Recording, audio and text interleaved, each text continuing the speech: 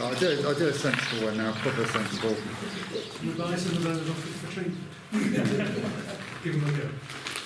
Thanks, Bob. Right, I'll do a Grayling Nymph. This is one of my favourite Grayling Nymphs. So, I've got a size 14 emerger pupa grip hook. They're a really nice light wire, really sharp light wire hook. I'm going to put on a 2.4mm silver tungsten bead.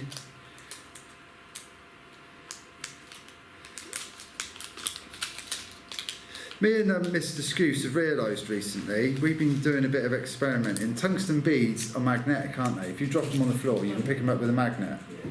But if you get a magnet, if you get various different brands of tungsten beads, some are a lot more magnetic than others. So is that percentage of tungsten or? Must be. Yeah. So it makes you think some of them, and put it this way, filling mill aren't good. They're nowhere near as magnetic as some of the other ones.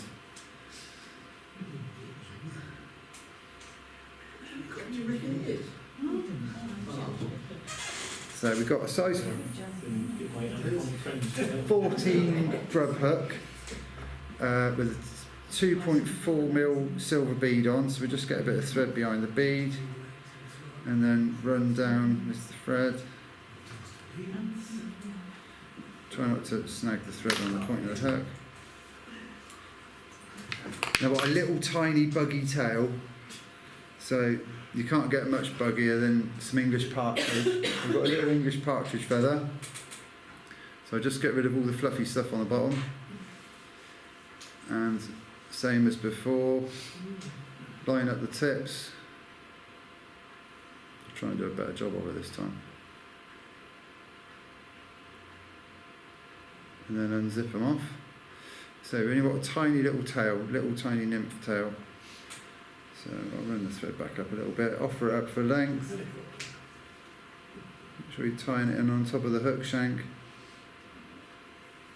That's a bit long.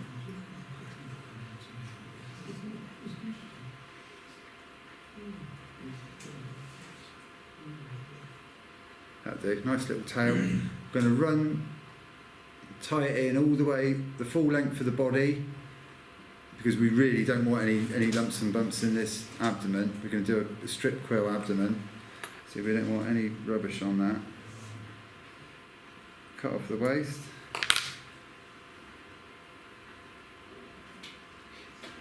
Just having a quick look here, and tungsten isn't magnetic, so the more magnetic beads may be the ones with the less tungsten in. Maybe.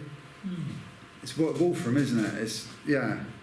But if you, all tungsten beads, they are magnetic. You can pick them up with a magnet. So I don't understand It might be impurities that are magnetic. Because it's iron, ferrous, isn't it? It's magnetic. Well, there are other things, cobalt and what's the other one?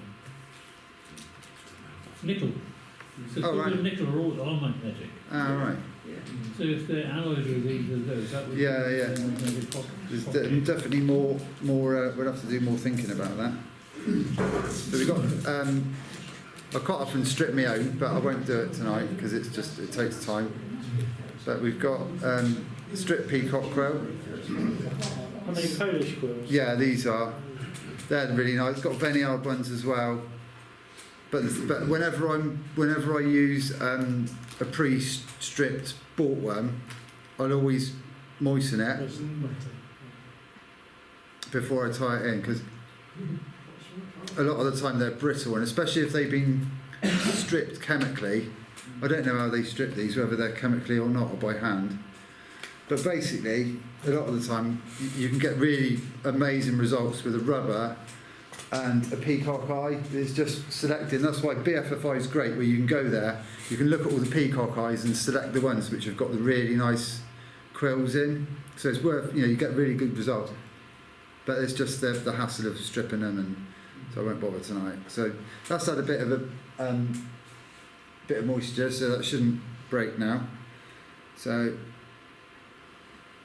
I messed my tail up a little bit, but so we'll just build this body up a little bit just to make it a little bit fatter. And then we're going to tie this in so the convex side is against the hook. And then try and keep the body all nice and smooth with quills. You don't want any lumps and bumps. We want it to lay nice and smooth on the abdomen of the fly. So there we go. You can trim off the waist. So I'll get the hackle pliers and we can wind the quill. I love strip quills. Some people would add a bit of varnish or something to the thread wraps to sort of glue it to the hook. But I just wind this. It's very rare they get sort of shredded. So just take your time, nice even turns. I'm doing mine so they just touch each other. There's loads of companies that have tried, making the synthetic quill, but there's no substitute or anything. It's like jungle cock, isn't it? Lots of companies have tried making synthetic jungle cock, but there's just no substitute. So that looks nice. So we can tie that in. That went well. That's good. And then we've got two different types of dubbing. So with our thorax, we've got like a Spectra dubbing blend, number 17. This used to go like hotcakes. At BFFI, these used to be stools, and this had vanished straight away. This is like Grayling candy. This is. There are other companies do very similar colours. It's not. It doesn't have to be this one. So we just got a tiny bit of that, and I just want to create a little collar behind the bead. There's going to be another dubbing in front of this again. We're going to do a dubbing loop in front of this again. So this is just going to be a bit of colour, a bit of subtle colour just behind the bead. So with this, you don't want to dub it too tight. You don't want to really, really make this into a tight dubbing rope. You want it to have a bit of sort of air in it. So you want it so it's little bits are sticking out. I've gone a bit tight there, but. There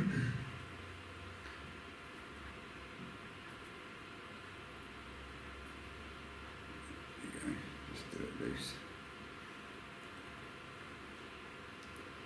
But then there's sort of you go to do it loose and you think, oh, but that's not quite right, and then sort of trade off between getting it sort of soft and lifelike, but still being neat.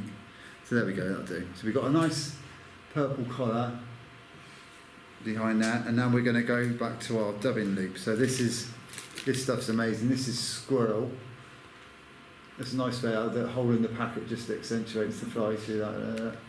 There's, I think I did a Mrs. PTN last time I was here, which is a very similar fly, and this is the same squirrel dubbing which you use in the dubbing loop. So again, before we go to try and make a hole in the thread, we need everything to unwind. I can see that's full of twists. So we just untwist it so it's flat. So this is the beauty of UTC thread, because it's a flat thread, it's just strands of nylon. It's a lot easier to split. But before we split, it's always good to get your dubbing out before you split the thread.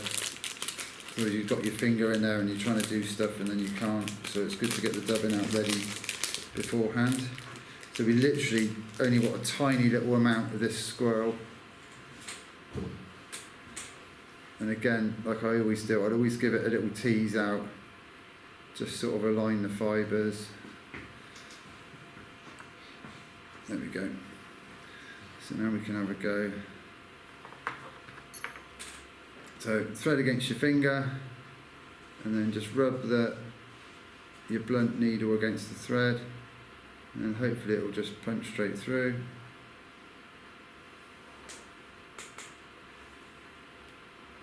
This one's not playing. Let's just check it's unwound properly. So just watch the bobbin holder, you can see which way it wants to go.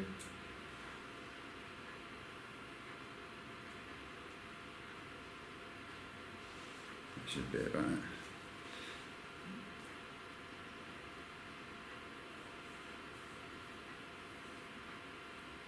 This is a really great little fly on the rivers. So we've got a little tiny bit of squirrel, so we just offer that into the loop. Put it right up by the fly.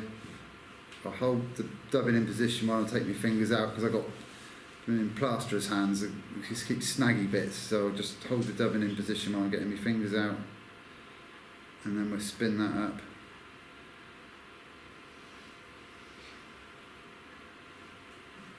And then this creates a lovely soft, sort of almost like a hackle around the bead. So there's loads of movement.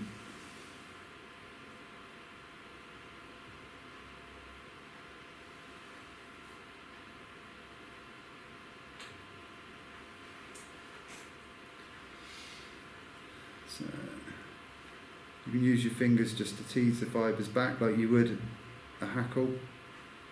You've probably got too much dubbing on there. So I'll pull some of that out.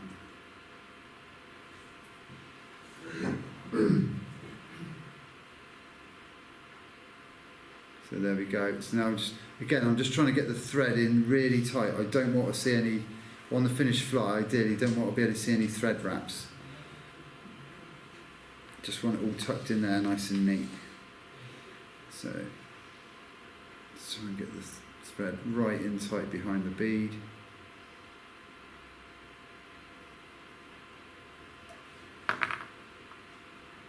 Put it nice and tight, no point in having a loose whip finish, but especially with these lighter wire hooks you really want to support them, and well, especially even more on the light wire dry fly hooks, you know, really support the hook before you put it tight.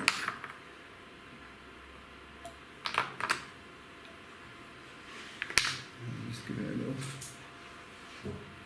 See, I didn't wear the greatest colour shirt tonight, did I, for this, but you can see it's almost like a hackle.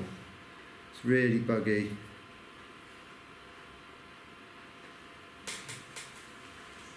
And I don't know if the silver bead, whether it's like a little air bubble or what, but it's a cracking little pattern that works really well.